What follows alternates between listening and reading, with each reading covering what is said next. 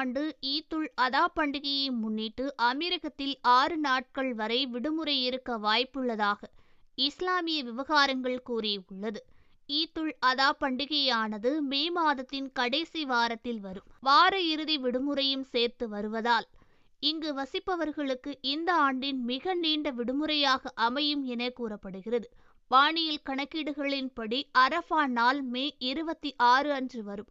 அதனைத் தொடர்ந்து ஈத்துல் அதா விடுமுறையானது மே 27 புதன்கிழமை வரை மே 29 வரை இருக்கும் என எதிர்பார்க்கப்படுகிறது. சனி மற்றும் ஞாயிறு ஆகிய வார விடுமுறையும் சேர்த்தால் மொத்தம் 6 நாட்கள் விடுமுறை கிடைக்கும் என கணக்கிடப்பட்டுள்ளது.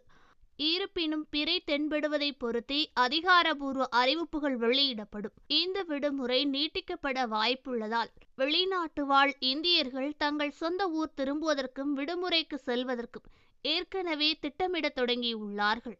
வரும் நாட்களில் விமான டிக்கெட்டுகள் மற்றும் ஹோட்டல் முன்பதிவுகளுக்கான தேவை அதிகரிக்கும் என்று பயண முகவர்கள் கூறியிருந்தார்கள் என்பதும் குறிப்பிடத்தக்கது.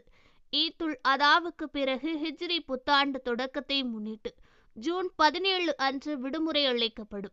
இந்த ஆண்டின் கடைசி பொது விடுமுறையானது தேசிய தின கொண்டாட்டத்தை முன்னிட்டு டிசம்பர் 2 மற்றும் டிசம்பர் 3 ஆகிய தேதிகளில் அமையும்.